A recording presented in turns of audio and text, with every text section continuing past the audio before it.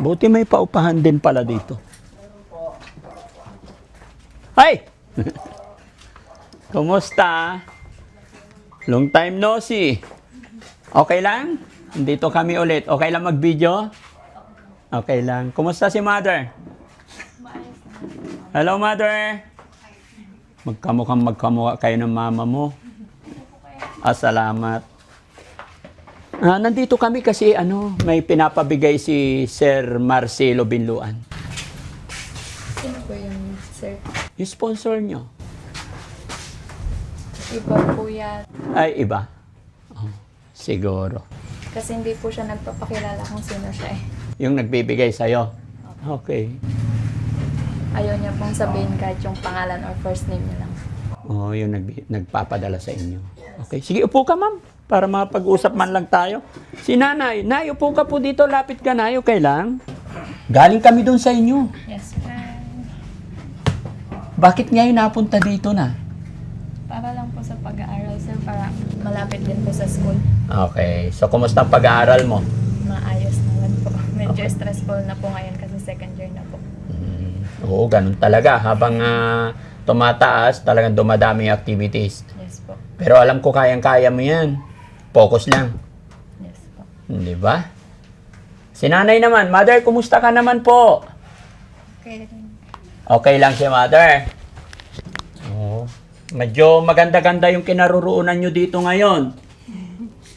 Kasi ano lang po, parang hindi na siya magastusan sa, kasi araw-araw siya magastusan siya sa sasakyan. Pamasahe po, Sa bagay, okay yun para hindi siya pagod masyado, lalo na paggabi, pagpauwi na. Yes po. Di ba? May mga time na may project, late hour siyang uuwi para hindi hassle sa kanya maigi. No? Habang tumatagal si Princess lalong gumaganda. Nakaraan, hindi ko na alam kung kailan yun, nagpunta rin kami doon sa bahay niyo. Si mother mo lang na, Yes po. opo, siya lang napuntahan namin. May pasok or schedule Yes, po kasi opo. on that time. May school ka nun. Okay. Kumusta naman dito sa bahay niyo? Maayos naman po, sir. Maayos naman. Sinadya talaga namin linggo pumunta para ma-tsempuhan ka rin namin. Salamat sa Panginoon kasi alam mo marami rin sa mga viewers natin na lagi kanilang kinukumusta sa akin. Pero alam mo kung bakit una na hindi kami masyadong nagpupunta kasi alam ko na may tumutulong din sa'yo. Yes. Di ba? At yun. Pero nagpunta nga kami nakaraan, wala ka. And then ngayon, kaya kami nagpunta rito, nag-message sa akin si Sir Marcelo Binluan. So, hindi ko naman alam na hindi pala siya nag-aano rin sa inyo. Iba. So, sabi nga niya, gusto ka rin niyang tulungan. So, nagulat ako kasi matagal na yung video natin. And then, siguro napanood nila. Kaya kami nandito ngayon. No? Nagpadala siya ng 5,000 pesos. 6,050. Sorry. 6,050. Sorry. 6,050.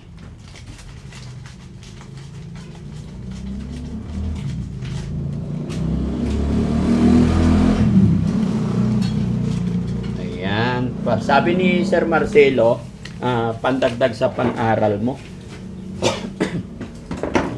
So, Sir Marcelo Binluan, maraming salamat po. Thanks to God kasi nakarating kami dito. Thank you, sir. Kasi isa po kayo sa makakatulong sa pag-aaral ni Princess. Ayan, mula nung nakilala natin si Princess is, anong year ka pa lang noon? Grade 12 po ata. Grade 12 pa lang. And then, sa ngayon, second year college na. Yes. Ilang taon ba yon course mo? 4 year. 4 years. 2 years na lang. Yes. Kaya wag kang aayaw, no? Alam ko, nandyan lang. At saka, di ba may contact pa rin kami sa'yo? Yes. Anything happen, wag kang hihinto sa pag-aaral. Kung may problema, kailangan, mag-message ka pa rin sa amin, ha? Yes. Sana maintindihan mo rin kami kasi kami talaga, pumupunta kami sa mga kababayan natin or mga kapatid, mga lolo't lola, na nangangailangan talaga. Kaya na aking sinabi, alam ko kasi na okay ka, nakakapag-aral ka, kaya bihira kaming magpunta. Yes po. No? So ito, 6,000. Bilangin natin anak. 1, 2, 3, 4, 5, 6,050 pesos. Galing po kay Sir Marcelo Binluan. Yes po. Thank you so much po. Thank you so much po, sir, sa tulong po na binigay niyo. May God bless you po. Okay. No? Si nanay naman, Nay. Kumusta ka naman dito, Nay? Medyo boring lang po siya dito Boring minsan. dito. Boring dito. Kasi wala pong mga kapitbahay na kumakausap sa kanya. Buti na lang may mga ano din, may yung estudyante din ganyan kung ano, kausap din. Mm-mm. Tapos yung anak mo po, busy sa pag-aaral, no? Maghapon. Maghapon. Tapos pag uwi, minsan pagod. Tulog na. Aral ko Ay, rin. hindi ba? Alas 12 yan. Ano yung course kinukuha mo? Natutulog. Ano po? Basic education po. Major in English. Ah, major in English. Yes po. Review So na. magaling ka na mag-English. Review. Okay. No? Sir Marcelo Binluan, maraming salamat po gaya po ng aking sinabi.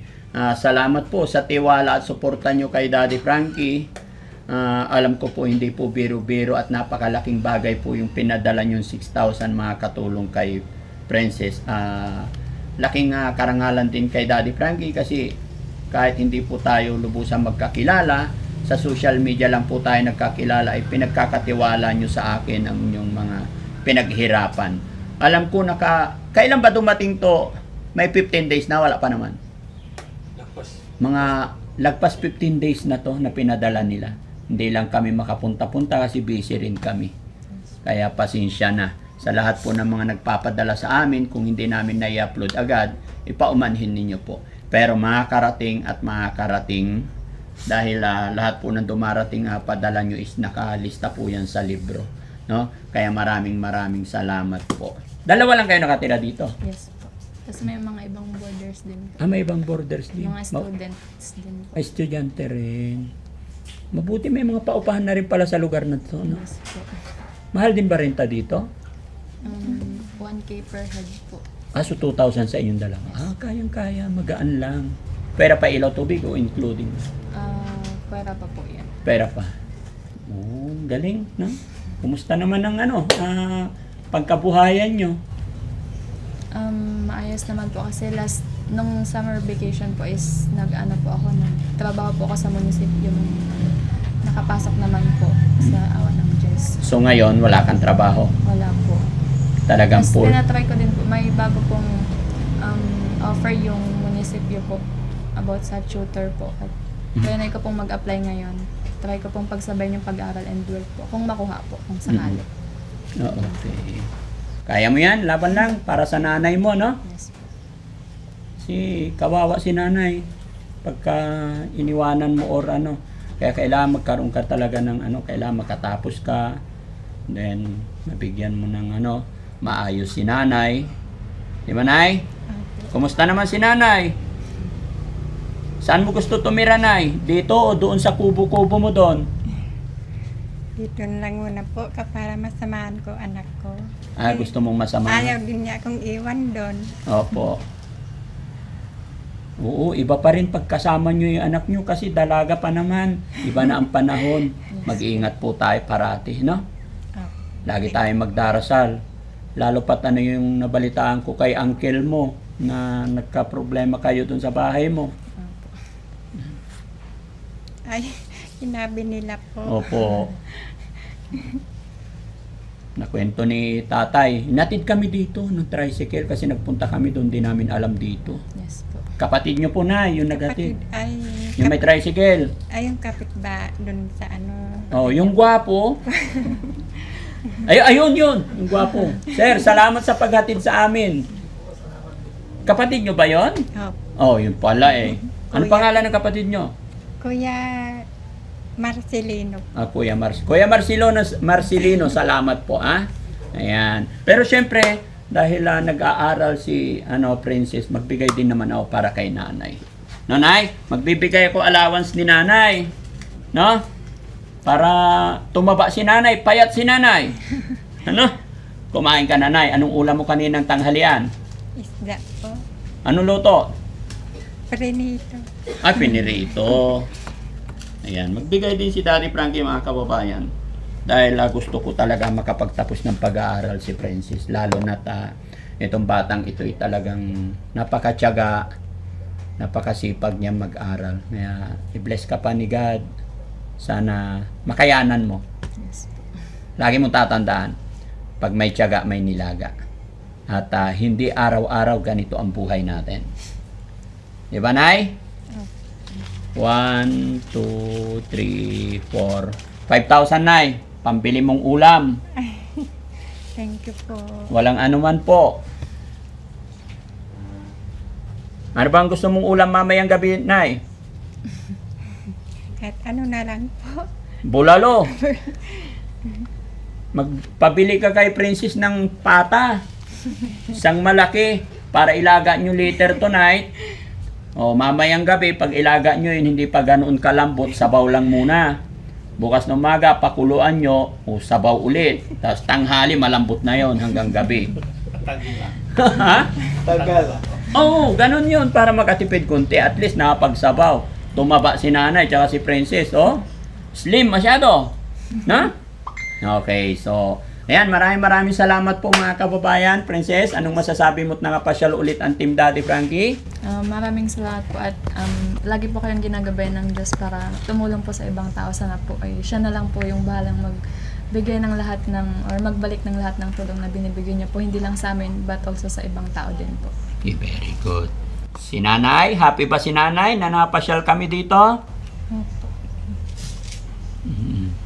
Si nanay mga kababayan, isa talagang pinanganak na bulag. Tama po ba? Inborn? Hindi po naman yung 2 taon po siya. 2 years ako nung Nabulag siya nung 2 years old. pero hindi naman inborn. Hindi inborn. Parang sore eyes lang. Sore eyes, nagsimula sa sore eyes. Oh. Pero nay, mapalad ka, kahit ganyan, may anak ikaw. Minsan kasi may mga nabubulag, hindi na nagkakaroon ng pamilya. Di ba, Nay? At isa pa kung bakit ko sinabing mapalad, maswerte ka, kasi may anak kang napakabait. Opo, andyan si Princess mula nung nakilala ko kayo, hindi kanya iniwan. Di ba? Oh, hindi po pare-parehas ang anak. Di ba? Pero laban lang, no, Princess? Yung kabaitan mo, sacrifice mo, alam ni God yan. Kung ano yung ginawa mong kabutihan sa iyong anak, pag ikaw nagkapamilya, ganon din ang gagawin sa iyo ng mga anak mo. Mamahalin ka rin nila na walang pag-alinlangan. Di ba? Kaya saludo ako sa iyo. Laban lang, no? Gaya na akin sinabi, may contact ka naman sa Team Daddy Frankie. Gusto ni Daddy Frankie, kahit anong mangyari, makapagtapos ka pag-aral. Kaya masasabi ko, kung may problema, kailangan, dahil malayo kami sa'yo, hindi namin mababalitaan kung anong nangyayari kung hindi kami pupunta dito. Huwag kang mahiya mag-message sa Team Daddy Frankie. Yes po. Okay? Bukas ang pintuan ng Team Daddy Frankie para sa'yo. Lalo na't ikaw ay nag-aaral. Hindi lang po kay Princess mga kababayan, lahat ng ating mga pinag-aaral or lahat ng ating mga tinutulungan. Yung lagi po sinasabi ng inyong lungkot mga kababayan, hindi ko po sinasabing ma-scholar ko sila dahil hindi naman na ako ang nagpapaaral sa lahat. Pero marami tayo mga kababayan na pinag-aaral, kumbaga tinutulungan. Hindi ko po sinasabi na scholar ko sila. Di ba? Dahil nga po ayaw ko pong mangako. Basta ginagawa lang po ng inyong lingkod yung abot ng aking makakaya. Lalong-lalo na pagka may mga bilihin sila, tuition, mga gamit, doon po pumapasok ang Team Daddy Frankie. Pero marami sila at hindi namin sinasabing scholar kasi nga po marami yan. Kumbaga gusto ko rin kasi na magpursige din ang bawat isa. No? Kaya yun, maraming salamat mga kababayan. Muli po pansamantala magpapaalam ang Team Daddy Frankie. Mabuhay po tayo lahat.